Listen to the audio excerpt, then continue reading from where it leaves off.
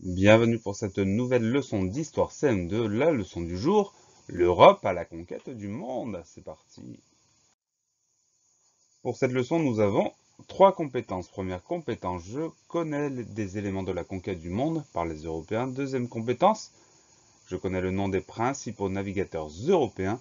Troisième compétence, je connais la date des principales découvertes. C'est parti.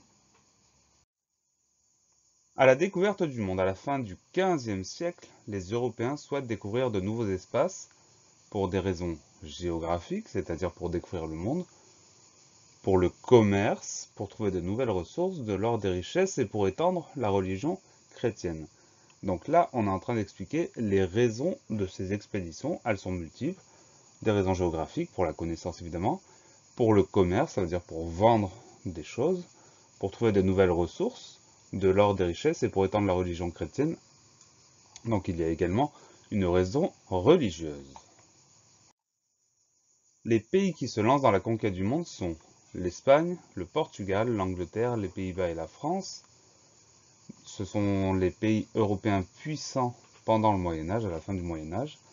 Grâce à certaines innovations techniques, caravelles, ce sont des bateaux, boussoles, astrolabes, dès le XVe siècle, les Européens découvrent par mer de nouveaux territoires.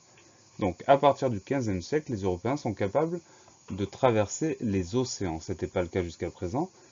Ils sont capables de traverser les océans grâce à ces innovations, à ces inventions. Donc à partir de là, ils vont découvrir tout un tas de nouveaux territoires.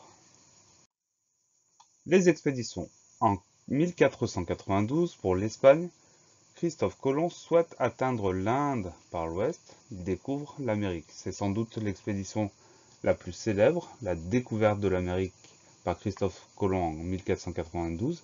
Alors c'est pas vraiment la découverte de l'Amérique puisque l'Amérique existait déjà, il y avait déjà des gens, les Indiens d'Amérique, mais c'est une découverte pour les Européens. Ensuite, entre 1497 et 1499, pour le Portugal, Vasco de Gama atteint l'Inde en contournant l'Afrique. On verra sur la carte de la diapositive suivante le trajet qu'il a emprunté.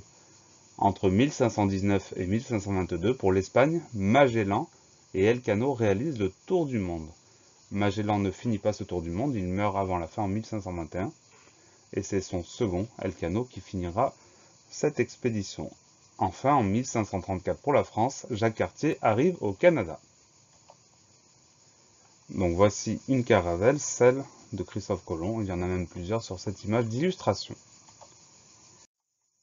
Comme promis, voici la carte des différentes expéditions. Donc Christophe Colomb en rouge, on voit qu'il traverse l'océan pour se retrouver en Amérique alors qu'il pensait atteindre l'Inde puisque l'Amérique était un continent inconnu des Européens à cette époque.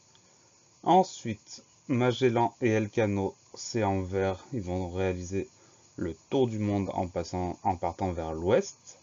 Vasco de Gama, 1497-1499, il va contourner le continent africain comme on le voit, et il va atteindre l'Inde.